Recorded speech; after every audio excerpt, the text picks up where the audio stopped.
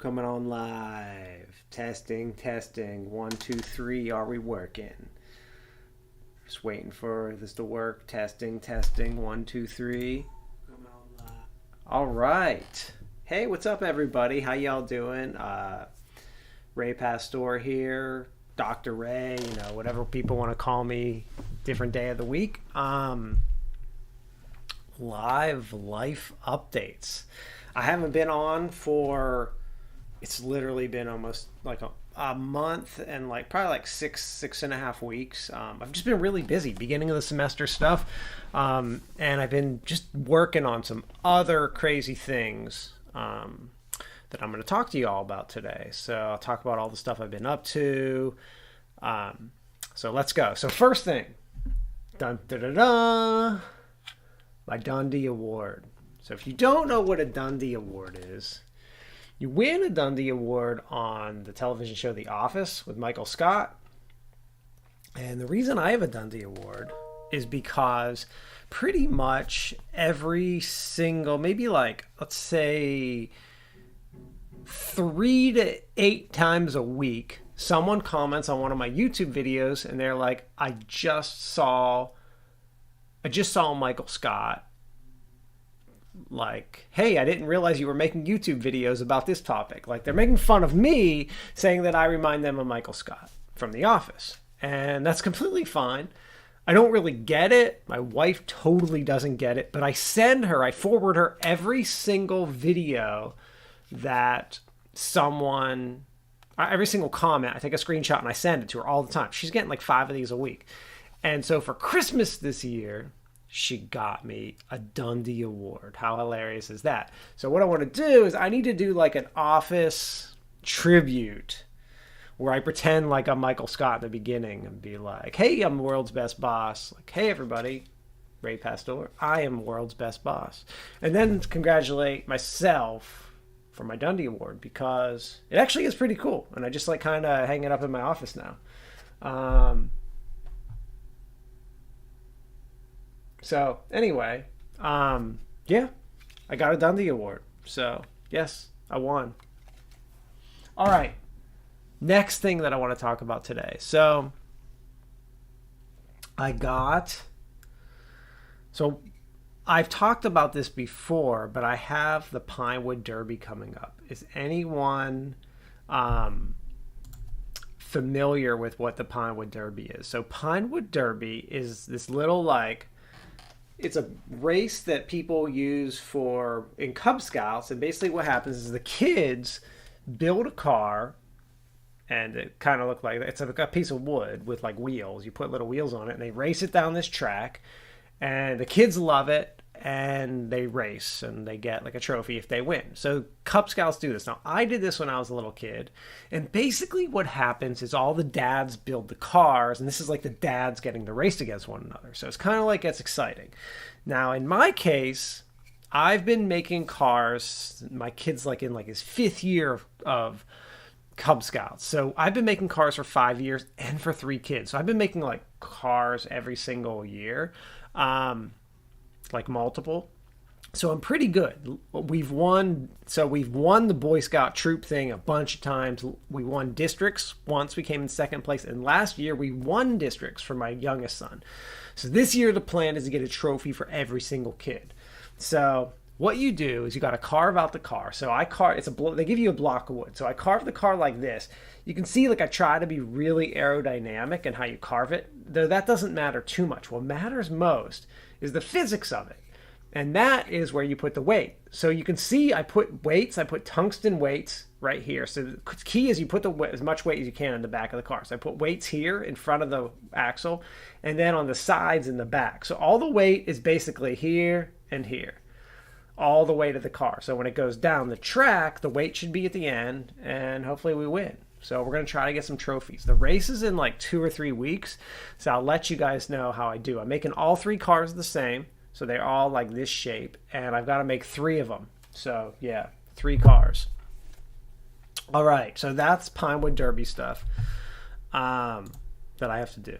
All right. COVID. So yeah, that's one of the reasons we didn't post. So yes, my whole family got it. Well, it was kind of interesting what really happened. So we were being pretty like relaxed with everything, and we had a birthday party for my son, just stuff like that, like all kinds of stuff. And my wife and oldest son, yeah, I mean middle son, basically got it to start. So let me explain exactly what happened. So first of all, middle kid, middle of the night, comes down, just sick to his stomach, all over the house, just completely lovely. Actually, absolutely disgusting. Cleaning that up in it at like 3 in the morning, just what you want to be awakened to, like a kid, like doing that all over the house, like really, really, really disgusting. So, we take his temperature. It's like 102 or something, or 103 even. So we give him medicine. We're like, oh, great. Like he's sick. We wake up the next morning. He still has a fever, like 102, 103. Went up to like 103.5. Give him the home COVID test. Boom, kid has COVID. We're like, oh, great. This finally hit our family. You know, we made it 2 years without getting this thing, and now we finally have it. So, okay. So he's positive for COVID. So we're like, okay, you need to isolate in your room somewhat. I mean, how do you isolate an 8-year-old, right? Or he just turned 9. How do you isolate a 9-year-old? Like he can't like sit in his room all day. But he was, so his symptoms were for 2 days. He had a fever and didn't really do much. When we give him medicine, his fever would go down and he'd want to come downstairs and stuff. But we tried to keep him from doing that as best we could. Like we tried to isolate somewhat, but you totally can't when you have 3 kids. Like they had all been sharing. I mean, you're more contagious like before you catch it. They were all like sharing drinks. We're all living together, like just all that stuff. So then about a day or two later, just as he's getting over it, my wife gets sick. And she tests positive for COVID with the home tests. Around that same time, me and my youngest son both develop a runny nose and sore throat. We test negative. My wife tests positive. She gets pretty sick, like a light fever and really tiredness and the congestion and lost her voice and stuff. For me, I just had the runny nose and a sore throat for like a day or something. I never tested positive. Neither did my youngest son. My youngest son ran a fever of 99 and had a runny nose for like 4 days, like really stuffy. Always tested negative, and my oldest son never had any symptoms, so we just didn't even test him because we kept running out of tests. We were like testing everyone. We only had like 20 tests, and I swear we went through like all of them.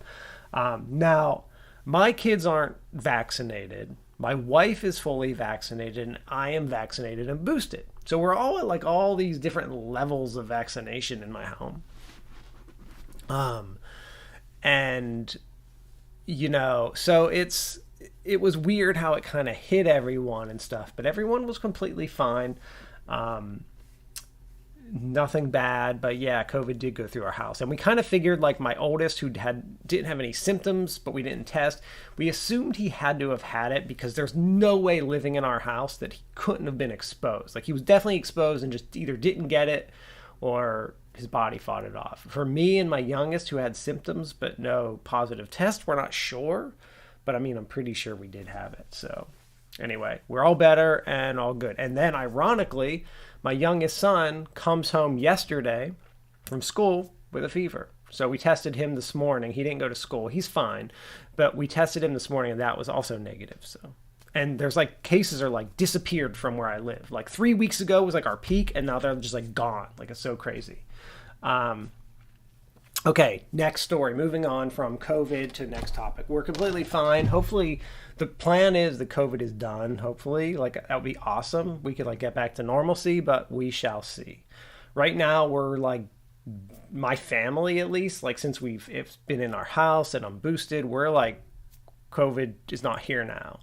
Now, obviously, if a new variant comes, that's all going to change. But until that happens, we're like hopefully done. Okay. Next thing. Okay, so Kayak Story. And this is actually from yesterday, and it was really funny, and it's really funny to talk about. I probably shouldn't even be talking about it because my wife will kill me. So it's like 9 in the morning, and my wife and I, it's our first real warm week. we just gotten over COVID and stuff. And she's like, okay, this week we're going to go kayaking at some point. And I'm like, all right, I'm going to take a break from work Thursday or Wednesday morning. I was like, I don't have any meetings. My meeting starts at 11. I was like, so if we go kayaking early, I was like, I can take like an hour. We can go. We only kayak for like 40 minutes when we go. And it's literally in my neighborhood. So it's not like we have to go far. So, I mean, it's like half a block away from my house. So it's really close. So basically we get the kayaks. It's 9. We probably should have went at 7. We didn't. We get there to the dock. So we get to a dock. We have our kayaks, and the water is like really low. So sometimes at our dock, the water's like high, and it's like you can't see any mud. You can't see any oyster beds or anything like that. Then other times you go to our dock, and there's like just oysters everywhere. And like it's like the water, there's like between the water and the dock, there's like mud that's like, 10 feet of mud, then the water. So that's how it was yesterday. Now, we wear big boots. And when I mean I wear big boots, like the boots go up to my knees. They're rubber. Like they're just generic Walmart. Like they almost like rain boots. But I guess that's what they are. They're like rain boots. But that's what I wear. I also wear them when I like power wash and do certain things. But I wear those when I kayak because you have to always walk and step in the water and mud. And the mud's like you just sink into it. So she's like, it's really shallow. We probably shouldn't go, or I'm nervous. And I was like, no, we'll be fine. So I said, I want you to stay on the edge and follow me, and we should be completely fine. It was a little windy also, which I don't like. And I was like, stay on the edge, follow me. So we get in the water. First, we had to like walk through this mud, and it's like it's really sticky. Like if you had shoes on or Crocs or sandals, you would lose them 100% trying to walk through this mud because your foot sinks into it and it's really sticky. So you have to have like big boots. All right, so we get in, we're in the kayak, we're good. So now I stay, as I said stay along the edge, and we're going to stay on the left edge because I know it's deeper there, and we'll kind of see how far we can go. So she, for some reason, decides not to listen to me whatsoever. And she paddles like in the middle of the intercoastal. Now, normally that's fine when the tide's deep because she has to get these like pictures for Facebook. That's what she's doing. She's going to get pictures. She's not paying attention. Okay, so what happens is her kayak gets stuck because there's tons of oyster beds out there. So her kayak gets stuck in the oyster beds. Now, when your kayak gets stuck, when you're paddling, there are 2 things you can do. Well, actually, there are 3 things you can do. You can shift and like use your kayak to like push yourself back because you get stuck. So you just basically like back up. You shift and the kayak will move backwards and you'll get out and you have to like kind of turn around and go around it. Or you can shift forward and like go through it. Or you can get out of your kayak and just pull your kayak in it. All right. So she decides that she is going to get out of her kayak and walk it, which is completely fine. I'm fine with her doing that. That's what we normally do when we get stuck. So she gets out of the kayak, she moves it, completely fine. She goes to get in her kayak and flips the kayak over and falls into the water. So this is the start of a bad adventure. So what happens is she flipped the kayak over, and she completely fell into the water, like up to her neck. Like she's soaked, like completely soaked in intercoastal, disgusting water. It's also cold, like water's like 50s. It's not terrible, but it's cold. I mean, it's chilly. So she does that. She falls in. She falls in the water. The biggest problem what happened now is that the kayak hurt. So I have like an ocean kayak where like the water flows through it and there's no like top to it. Now she has a kayak that's like a traditional, like you sit into it. So what happened is her kayak filled up with water and all of a sudden weighed like 200 pounds. Now I didn't know this at the time. She's like, there's water in the kayak. And I'm like, that's fine that there's water in the kayak. I said, get in the kayak and paddle it to the shore, and I'll dump the water out for you. Because I wasn't going to go out there because there's tons of mud and like I'll get stuck. I can't like pick it up. So I didn't understand how much it really weighed. So she gets in the kayak and I see the water like up at the top where she's sitting, and the kayak like sunk almost. Like it's literally like going to sink. Like and she can't paddle it. And I was like, oh shoot, like what are we supposed to do? So I I come over to where she is. I paddle over and I lift the kayak up and get maybe I'm like sinking in the mud at this point. I get maybe half the water out, so it's much lighter. Now, keep in mind the intercoastal is only like a foot deep right now. It's really shallow. So I said, why don't you just walk over to the edge? She's about maybe 50 yards from the edge of the intercoastal. I said, just walk over there. It's like a foot of mud. You'll be fine. So she does that. She basically drags the kayak over because she's wet anyway. So she just walks over. But the problem is, like, walking where the water was fine. But as soon as you get to like the water's edge, the mud gets really like quicksand almost, like quick mud. So she gets to the edge and her body, I swear, like up to her thighs just sinks into the mud. I was like, oh crap, like she just sunk like quicksand. Like if you ever saw like the Never Ending Story, like where the horse like sinks in that mud, like that's what I thought was like happening. Now she only sunk to like her knees or thighs, and she's short, so that's not too far. For me, that's like up to like my knee.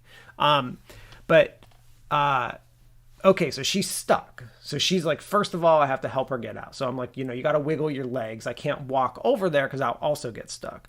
But I had to. She wiggled her one leg out, couldn't get the other. So I kind of like helped her up. So I'm getting all muddy now. So then I realize how heavy, I go to flip her kayak and I actually can't. It's like too heavy. I have to like deadlift this thing to flip it. So I step out of my kayak and my boot goes all the way down to my knee. Water all in mud just get into my boot. And I was like, oh, it's like the worst feeling. So I flip her kayak. I eventually flip it and empty her kayak, most of the water out of her kayak so she can sit. Then she gets in her kayak and we paddle back in, load up the kayaks. She's completely muddy and disgusting. She's got a cut on her finger from oyster shells, which is like absolutely terrible. And yeah, we got home, we hosed everything off, got a shower, like terrible experience. But so we'll see if she goes kayaking again. But yeah, that's my kayak story. All right, that was a little long. I'm a little winded from talking that long about my kayak story. But yeah, that's what happened. So it was big. We both laughed about it the whole time and afterwards and everything. So like, but yeah, it was just kind of crazy. And that's also a reason I tell my kids, I'm like, we have to 100% all the time always wear a life vest, because what would have happened if like when she fell, she would have hit her head or something like terrible like that. So we always wear life vests. We're safe, but like it was just not fun. All right, let's get into something a little more professional now. So I interviewed Dr. Alan Baddeley last week. If you're not familiar, he is the famous like guy who has like the model working memory. Like go watch my interview with him. But he's like, Mr. Information Processing. Like I've cited him probably several hundred times alone. Like he's everywhere they talk about like learning or memory, like Mayer and all those people, he's cited as like a top author. So I interviewed him. He was a really, really nice guy. Really nice. I interviewed him from London. I really love British accents for some reason, so it's always cool. I always feel like British people are really smart. Now, he is like absolutely brilliant, actually, but I always feel like something about it's their use of the English language is like, I don't know. Maybe it's like a Harry Potter. I really like Harry Potter, so I don't know. Something about it is cool. I just like their accent, and like they always seem very smart. I don't know why, but so he is very brilliant, actually. So I interviewed him. It was a good interview and super cool. You should definitely go check that out.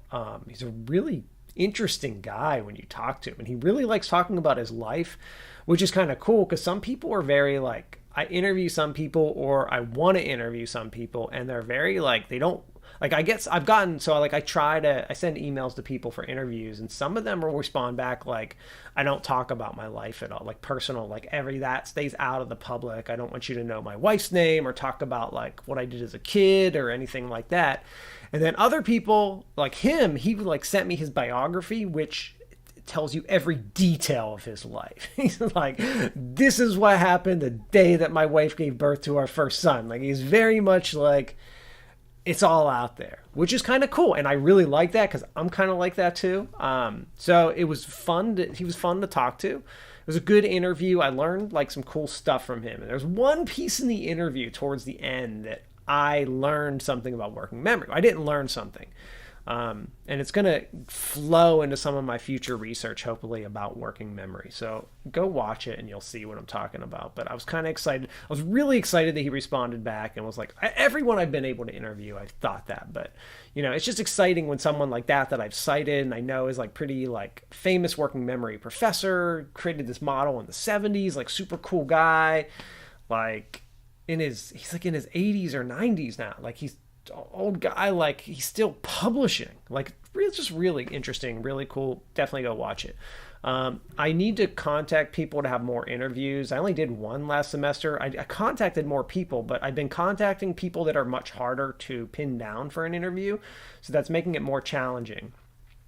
So I've been kind of like torn of like, should I just be interviewing like everyone and on what topics and stuff like that. You know, I've interviewed 26 people. I've probably had 50 people either not respond. I've only had like 3 rejections.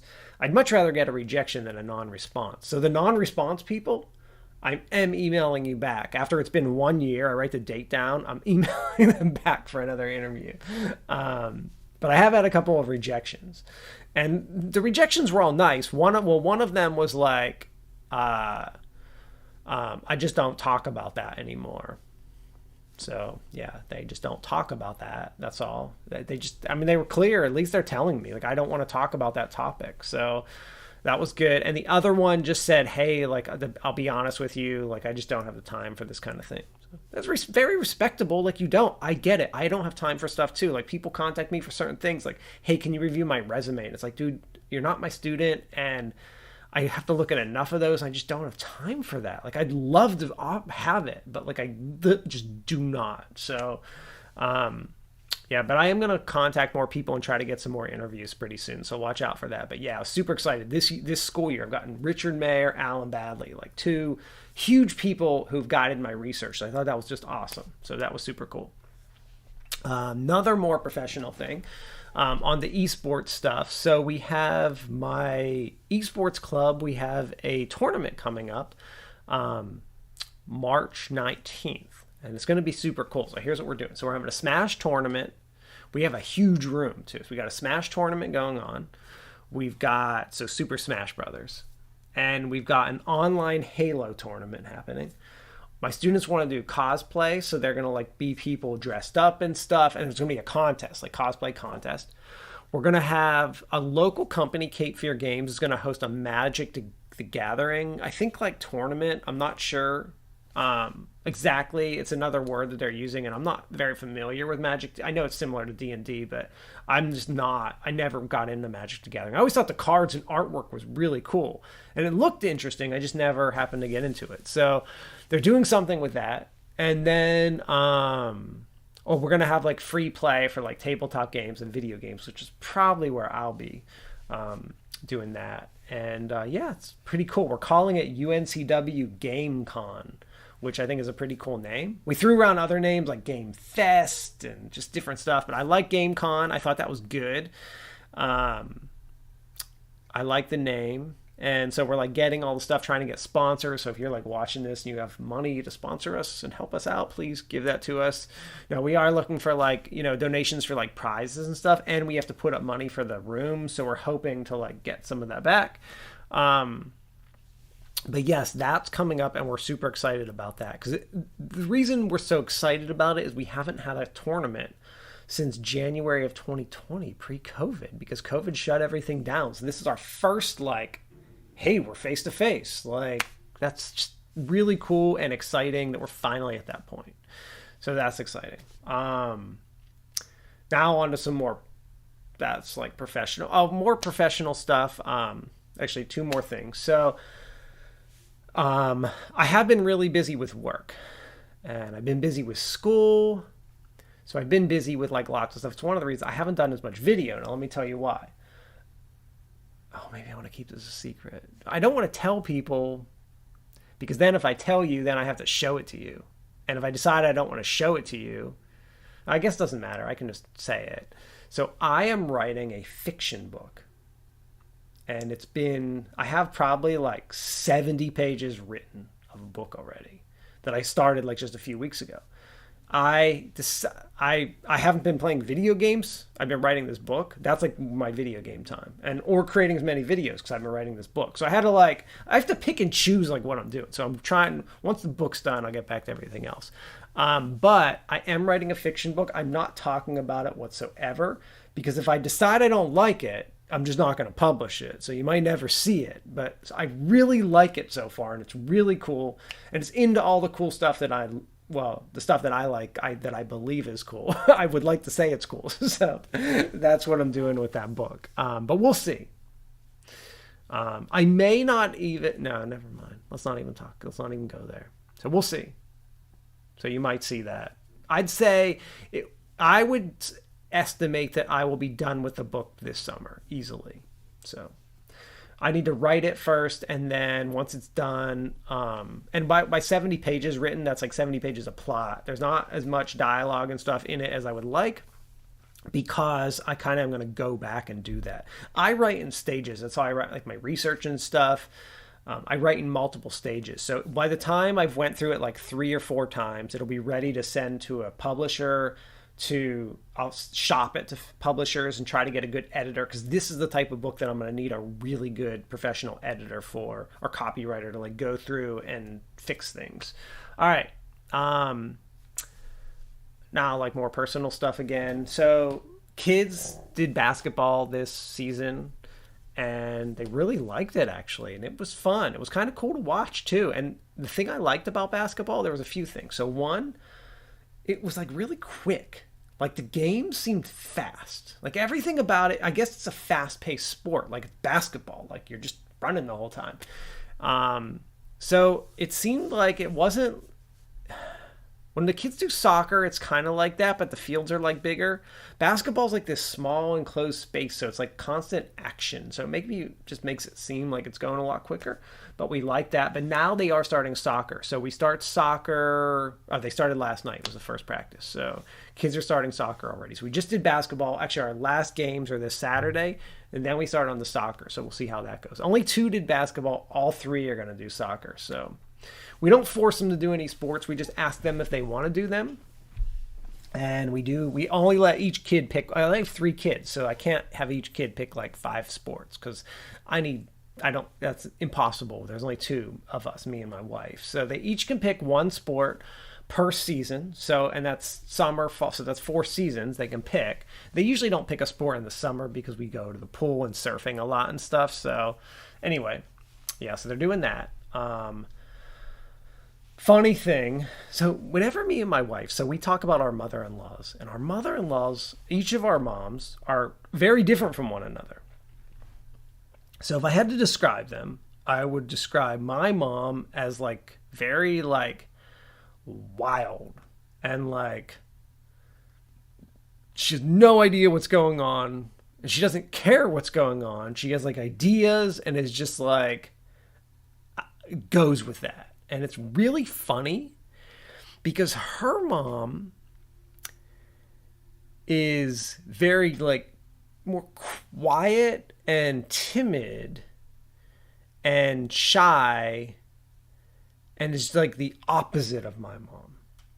And they both are great ladies. Like, you know, that's not what, but it's hilarious to talk to each of them because they're both in their own separate worlds. And like they're both in their own worlds, and both of their worlds are very different from one another. And so it's hilarious to talk to them and get their viewpoints on things. So we keep talking about, me and my wife keep talking. We need to like have like like a TikTok page where we literally just tell all the stories that our mom, like the viewpoints, and we talk like, and by viewpoint, I mean like when one of my kids gets in trouble for something, like we say, oh, like the kid did this, like he lost his bike for a week or whatever, or a day or something.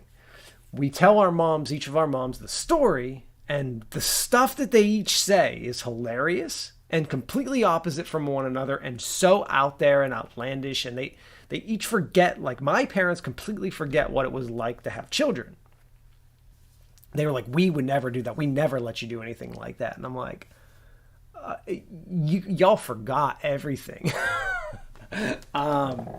So we keep talking about like we should really do something funny, but we'd have to do it. And then we talked about like, could we do it and interview our moms and just have our moms talk? But if we were doing it to be funny, our moms wouldn't lie. They'd both get really angry with us. So we can't do that. So we're not sure if we can ever do anything, but it is really funny to talk to them. And maybe it's just all like mother and father-in-laws. Maybe not. I have no idea because I only have a mother-in-law and my mom, but they're both just hilarious. It's really funny. Okay. Next thing. I am thinking, and this is the last thing I'm going to talk about today. So I am considering making a new surfboard.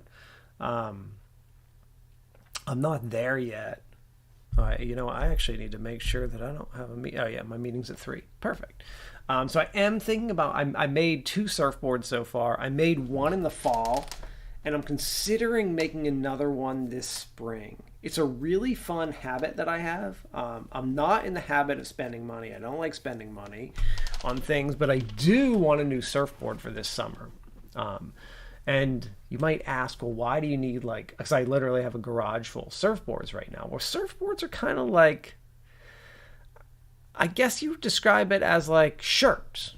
Like surfboards are like shirts. So like you can't just have one shirt, can you? Like you need a t-shirt that you wear like when it's warm. You need a button down for like, you're going somewhere. You need a business professional suit for like suit wearing stuff. You need like, a sweater for when it's cold, and like a sweatshirt for when it's cold, and a long sleeve shirt. There's a bunch of kind of shirts.